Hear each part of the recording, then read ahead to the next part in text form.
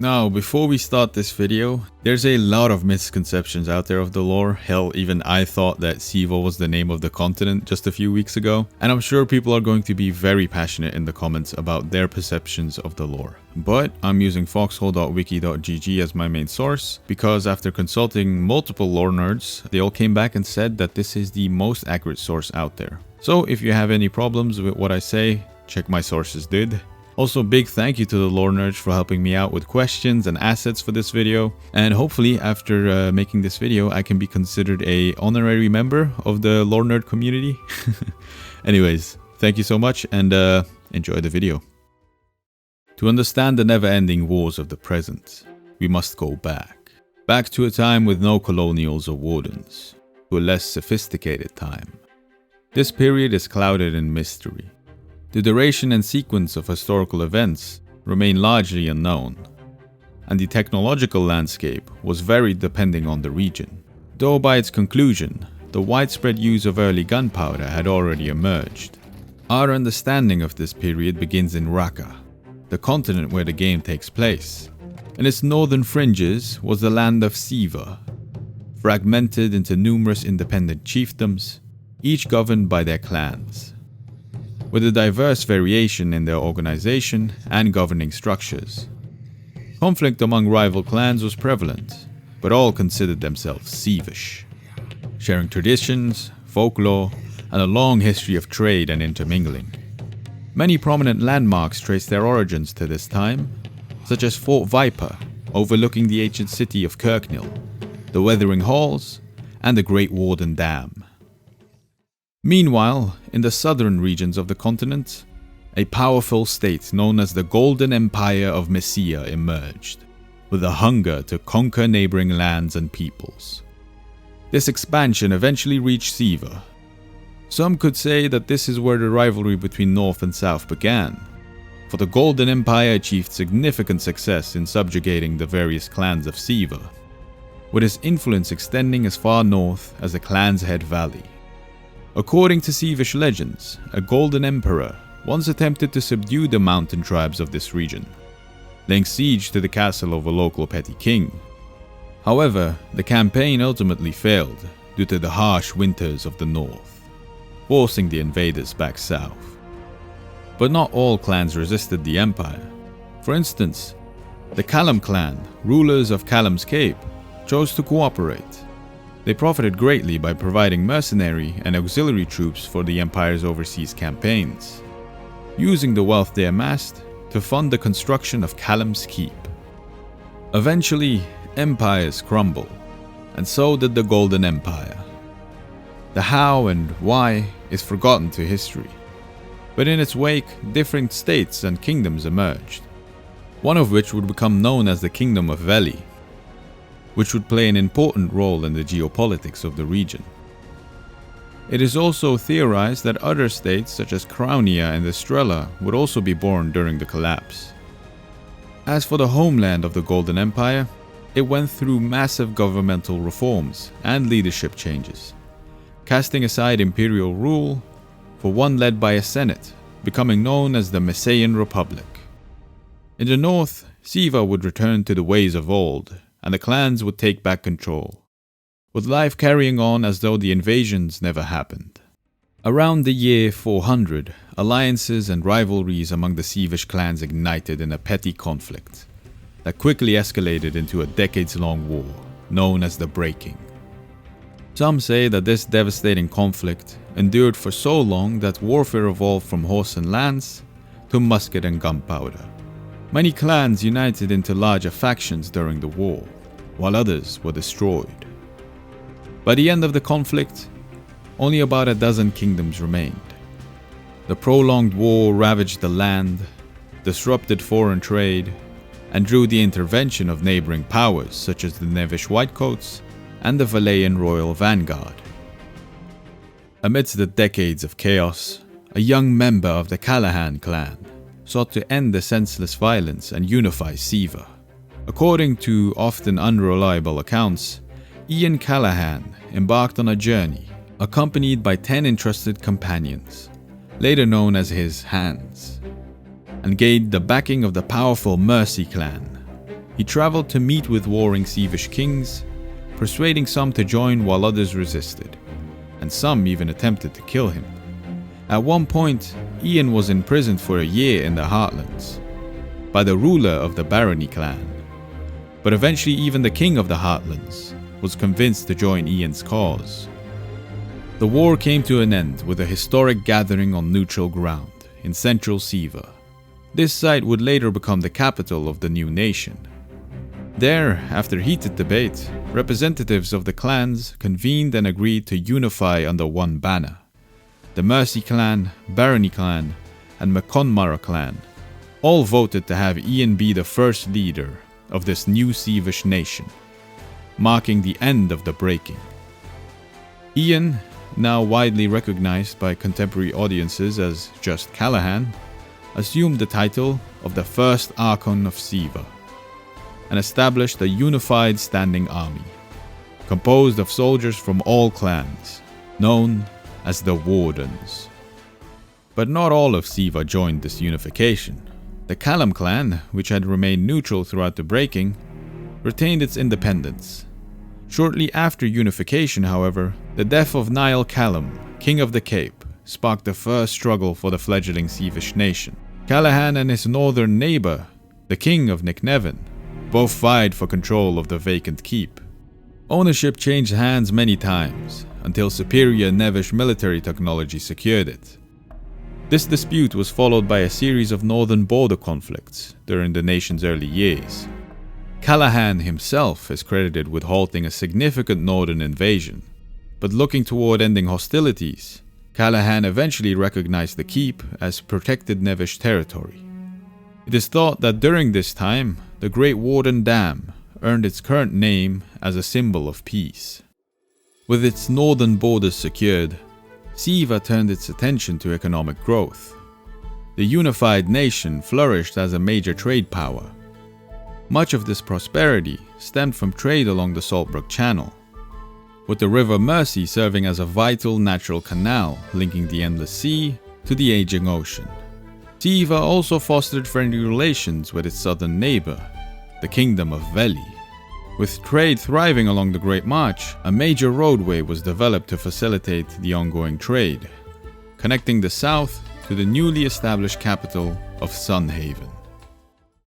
In the late 400s, the Messian Republic began expanding aggressively, vying for control of territories lost during the collapse of the Empire.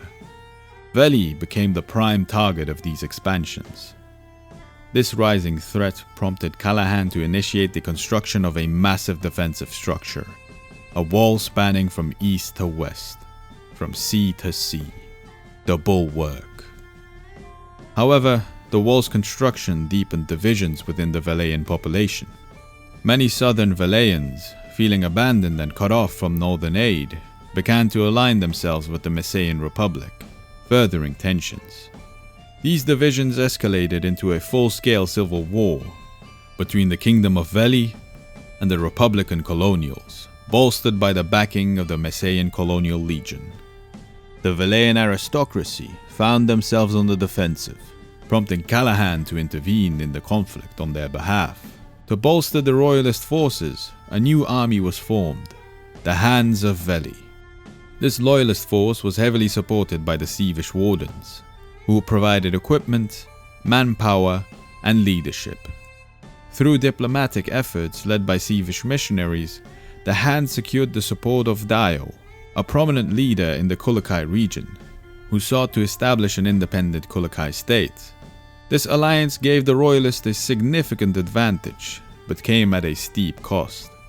Kulakai's resources were depleted to support the war effort, leaving the region ill-prepared for a drought that followed, and shattering Dio's dream of an independent Kulakai. The Velian Civil War raged for 15 years, culminating in the pivotal Battle of Red River around the year 500. By this point, Republican forces had advanced as far north as Ash Fields, establishing outposts in the area and threatening Cannon Smoke, a strategic town along the Red River. Ian Callahan himself was present at this battle, with his son Finn Callahan close by. The battle descended into pure chaos, ultimately resulting in Ian Callahan falling.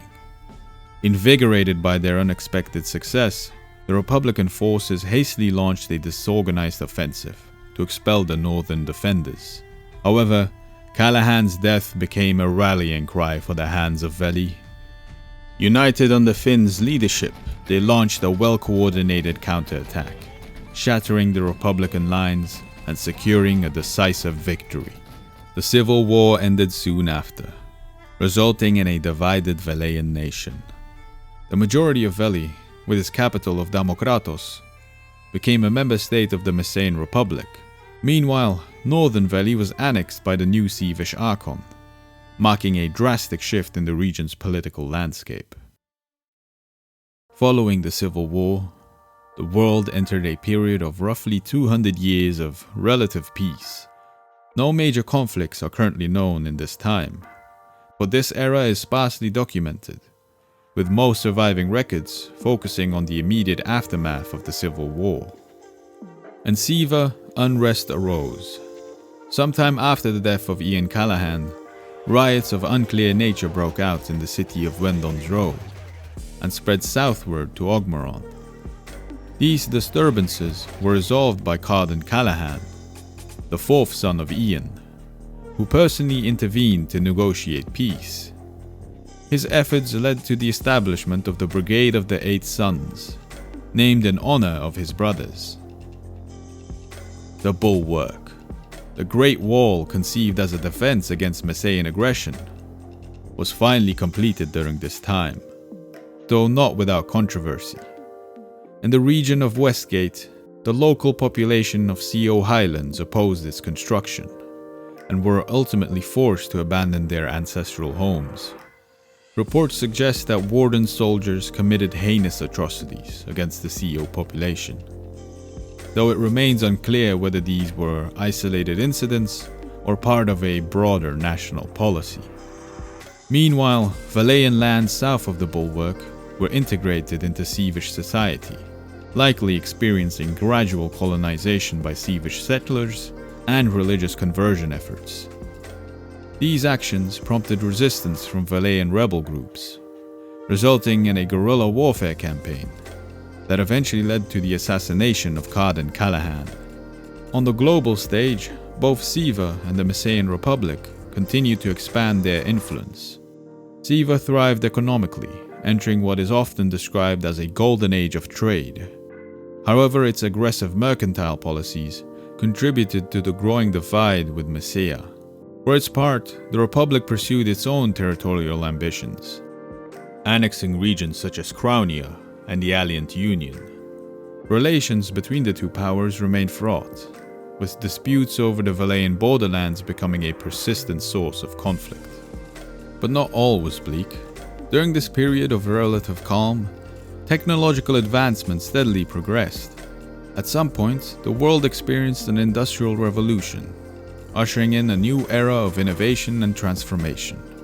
By the 700s, the technological level had reached a state similar to our world's 19th and 20th centuries, setting the stage for further developments and potential conflicts. Around the year 700, a series of prolonged and intermittent conflicts lasted for centuries. Though punctuated by occasional periods of peace, the wars defined an era of strife and devastation. The instigator remains deliberately ambiguous, with both Warden and colonial sources accusing the other of firing the first shot.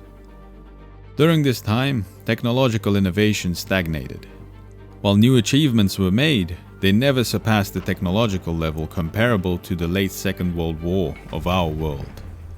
The bulk of the fighting during the Great Wars occurred on Velian soil, where the first armored combat vehicles emerged. However, the conflict also extended to naval invasions, incursions, and backline raids. One notable event was the early invasion of Morgan's Crossing, during which the colonials captured Eid Mercy, a bastard grandson of Cardan Callahan, and convinced him to defect to their side.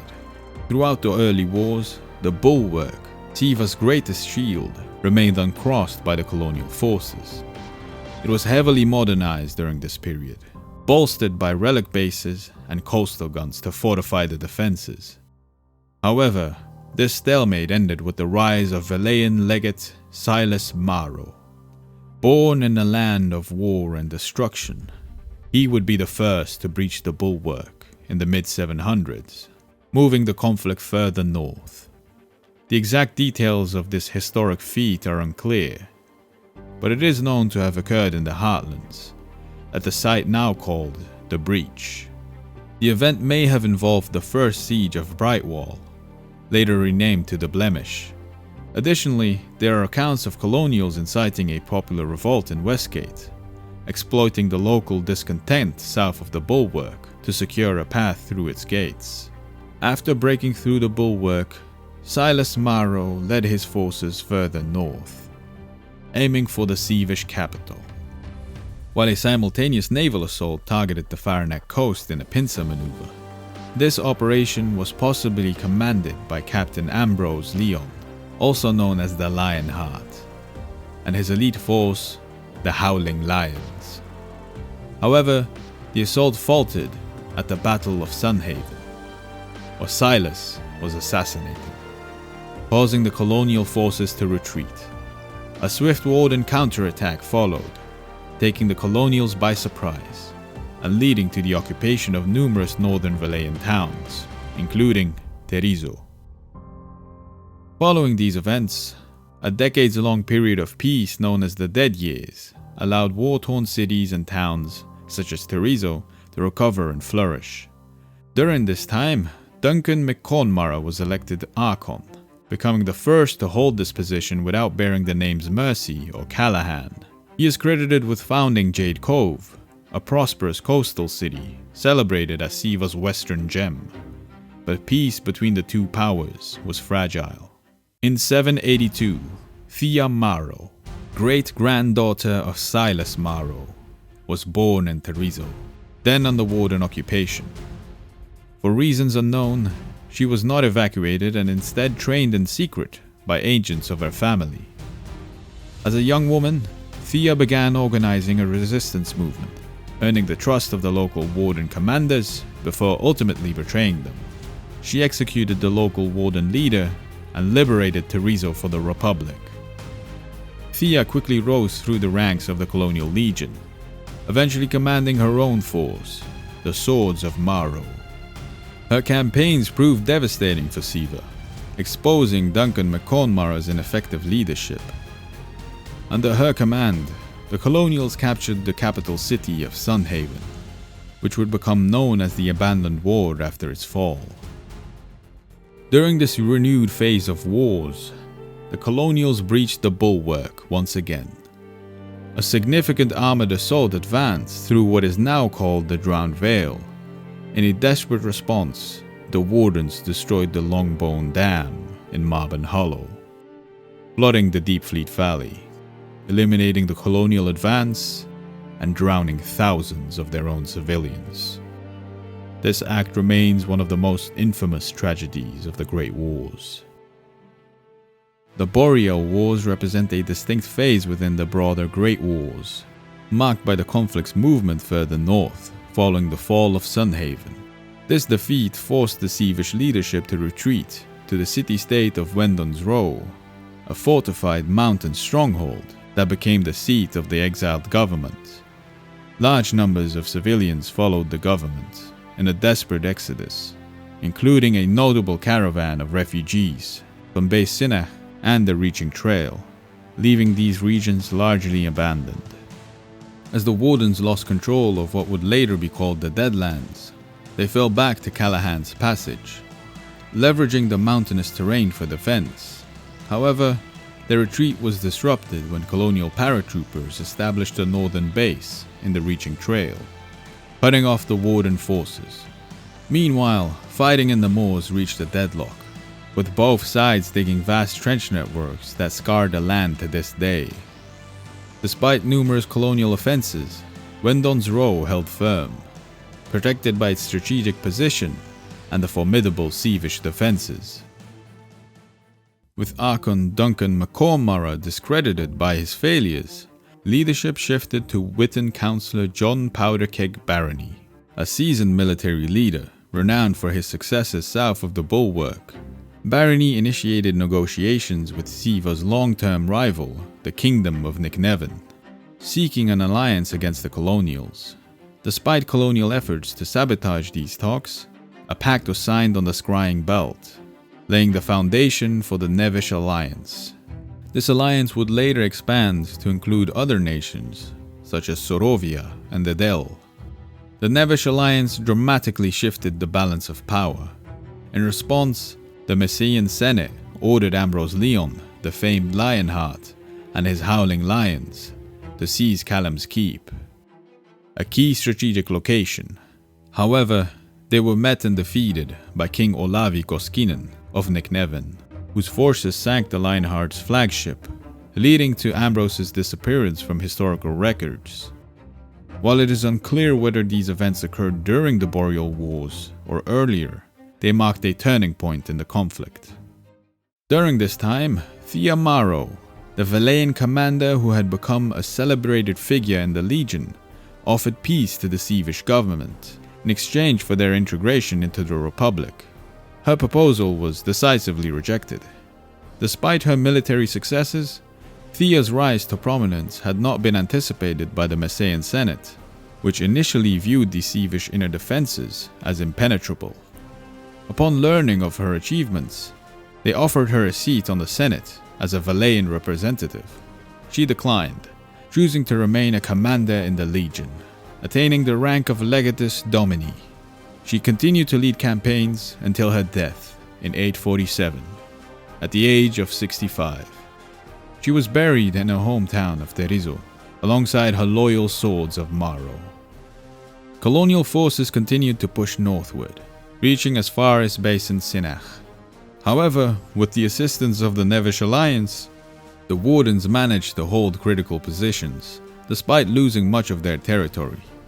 The conflict also expanded globally, with Messian interest extended to distant lands like the western continent of Kotoma, adding new fronts to the war. The aptly named Burnout is defined by a prolonged period of exhaustion among the participants of the Great Wars, brought about by the overuse of resources and manpower. This led to a state of relative dormancy, particularly on the Sievish-Velian front. By this time, the Great Wars are considered to have ended, though the exact onset of the Burnout remains uncertain. This era persists into the modern day, thought to be sometimes in the early 1000s.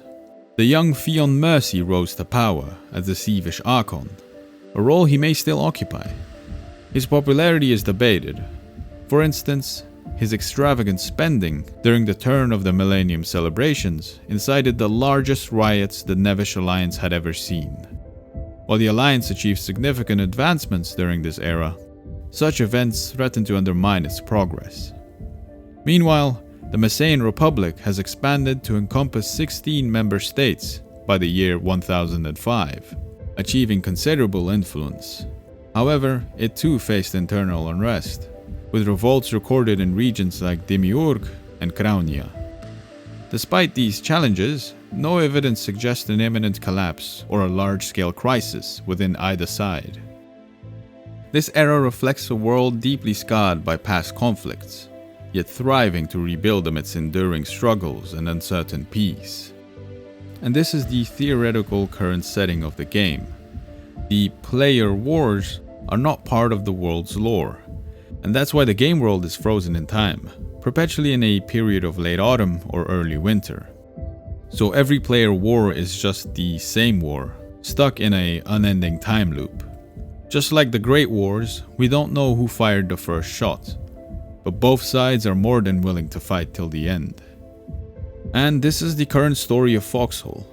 I'll be honest, this lore that I just read is a lot better than what I thought the lore was of the game, so I'm very happy that the lore nerds reached out to me, because it really feels real and well thought out. There are no clear bad guys or good guys, so it feels very real. It feels like it could be history from our world.